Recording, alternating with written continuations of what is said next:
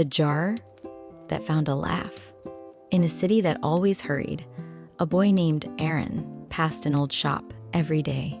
Behind its dusty window hung a sign that said, "Lost things are found." Aren always smiled at it. Sure, he thought, lost things don't come back. But one morning, he truly lost something. He lost his laugh. It wasn't because of a big tragedy or an illness. It was more like a balloon slipping from his hand, quietly, suddenly, floating up beyond rooftops to a place he couldn't reach. That evening, his mother asked, "Is something wrong?" Aren shrugged. No, but he knew the truth. Something was missing.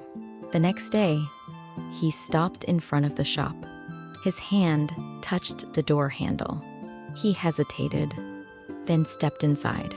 The air smelled like old wood and paper.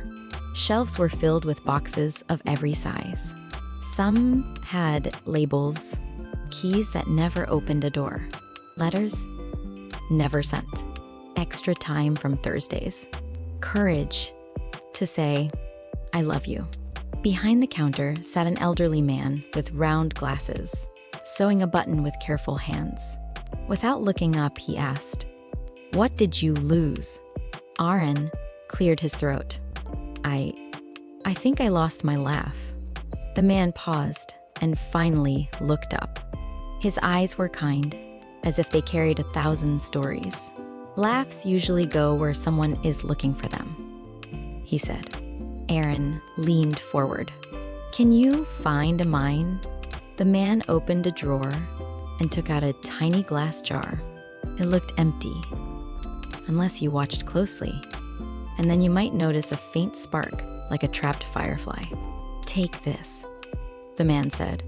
"When you're close to your laugh, the jar will grow warm." Aren held it. It was cold. Like any ordinary jar. "How much is it?" "No money," the man replied. "But when you find your laugh, leave a laugh for someone else." Aren stepped back outside and began to wander. First, he went to the park, where children raced down slides and shouted into the wind. He held the jar in his fist. Nothing happened. He walked to the river, where people sat quietly and watched the water move. The jar stayed cold. Then, without planning to, he turned into a narrow alley. The walls were covered in colorful drawings.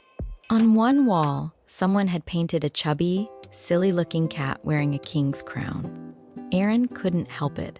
His mouth twitched into a smile. At that exact moment, the jar grew slightly warm. His heart jumped.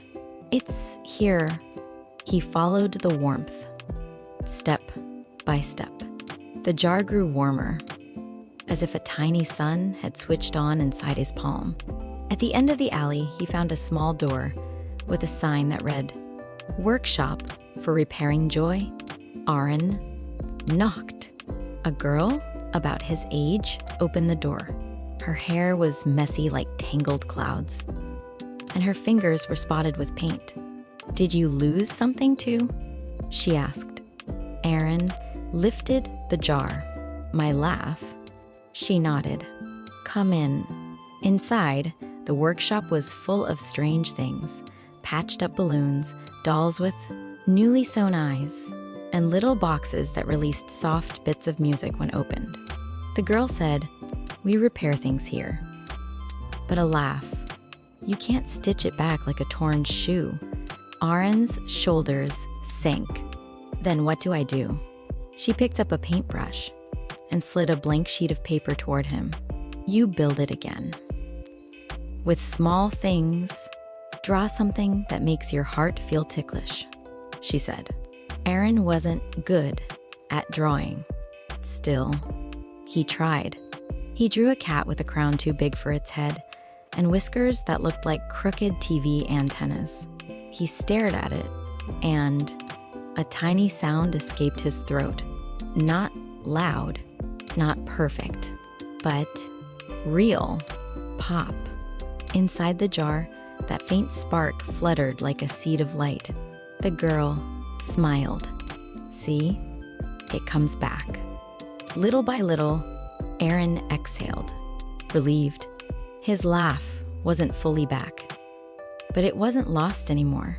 When he left the workshop, he remembered the old man's words. Leave a laugh for someone else.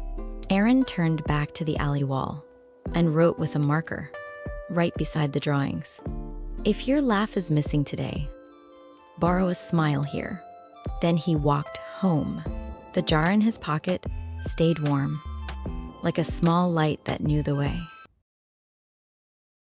If you liked this story, please like the video and subscribe for more stories.